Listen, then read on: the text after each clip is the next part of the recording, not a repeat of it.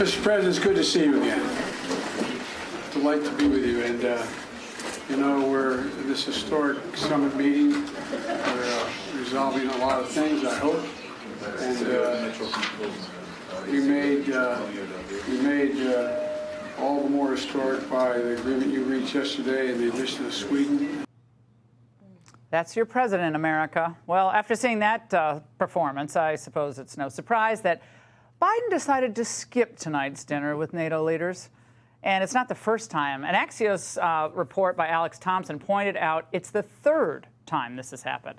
The New York Times reporting last month that after fatiguing days on the road, he skipped dinner with world leaders in Indonesia last year and again in Japan this past May. But the facade is already being built around the octogenarian president. Biden campaign co-chair Jeffrey Katzenberg telling Politico that the lack of a campaign apparatus so far, it's no accident. Right now, he said, we have a fine-tuned race car here. At some point, we will build out a big, substantial, competitive organization and enterprise. We don't need to do that today. It would literally be a waste of money. Heard it right, folks. The man that you saw barely able to move a 2-pound beach chair over the weekend is really a fine-tuned race car. We're used to Katzenberg being behind hit films, but now he's taking on the epic disaster film, The Waterworld of Political Campaigns. Here now is Mollie Hemingway, editor-in-chief of The Federalist, and Charlie Hurd, opinion editor of The Washington Times. Both are Fox News contributors. Mollie, you know, it's our last few days at 10 o'clock. We get a little cheeky as the night goes on. But, I mean, it is funny, but it is not. Sitting there, looking at the cards, he's struggling to read a note card. This is our president. And they act like if they just say that everything's fine, that the American people will think that everything's fine. There's a truth here, though, that the campaign you might say it's being run fine. And that's because really the corporate media run the Biden campaign. That's what they did in 2020. Remember, he barely campaigned. And when he did, it was an epic disaster. And yet the media did such a good job of running it for him. They're probably just counting on the media doing it again, should he be the nominee. Yeah, Charlie, I think Mollie raises a good point. I mean, look, why hire a staff? You have a staff over at, you know, the other networks and the New York Times, the Washington Post, et cetera. Why do you really need to build out an organization? That would actually indicate that he was going to campaign. Yeah, you have a complete political arm in every newsroom in America, it seems. And I do think that they sort of are under the impression that they can run the same campaign they ran last time. They think that Donald Trump is going to be the nominee, and all they have to do is sit back and let the media take care of the campaign for them. But I think that Mollie's exactly right. That it's not going to work. You can lie to people only so much, and at some point, you know, a voter can't unsee Biden dragging the beach chair, struggling to drag the beach chair across the beach, or you can't unsee him falling down on the stage at the Air Force commencement. Whose idea was that? I mean, I'm sorry to interrupt you. Yeah. Mollie, whose idea was that to put him on a beach without his shirt on? Yeah, nobody needs to see that. For his age, he looks fine, I guess. There's nothing wrong with that, but it's a little odd. It's odd. Nobody wants to see it. And it does make you wonder if there's some sort of sabotage going on inside the Biden White House. Also with some of the stories that have come out recently about him. You know, we all know that he's had a temper for a long time, but people speaking more openly about his struggles, you know, even just publicly, once again, not doing this dinner. I mean, I'm actually not opposed to that, too, because we all know that if he were operating. If they want to get rid of Biden, it'll be easy to do. They don't have to sat. What is he going to go defend himself in Ohio? I mean, so I don't think they have to be cute if they want to get rid of him. But I agree with you. It's a little curious.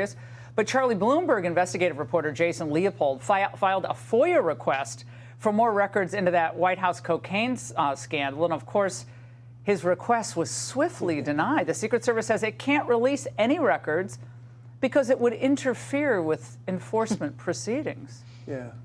This all sounds like a familiar pattern, doesn't it? Yeah, the ongoing investigation prevents us from... Right, and it's exactly like the never-ending investigations into Hunter Biden, so that they don't ever, if you never have to close the investigation, you never have to answer any questions about it. And it's, you know, all the more, you know, important for Republicans to press to get all of these things. And I think that they should play hardball in terms of holding everything up in Congress until they get answers to these things. And Mollie, to that point, someone lied in this Hunter Biden investigation. Yeah. It was either Merrick Garland or someone else is lying. And if Merrick Garland lied before Congress, is that not a bigger deal than the Zelensky phone call that Trump had that they impeached him over? There are so many issues in play here with how the Biden family business investigation was handled. We have so many whistleblowers alleging that when they were trying to run down the situation, that they were blocked by different people. We do definitely have a conflict between what the U.S. Attorney Weiss has said and what Merrick Garland has said. They definitely need to clarify this. There's clearly someone's not telling the truth here. But the bottom line is really that we all know what happened here with this investigation was that Hunter Biden gets a sweetheart deal. They ring up all of their political enemies on the slightest of charges. They find reasons to go after them. And with their political friends, they protect them and they give them deals that the rest of us would never dream of getting. They're so concerned about the rule of law. Trump was just a wrecking ball against the rule of law, they said. Who's the wrecking ball now? Yeah, no, and it's sort of a tired talking point, but I think it is important.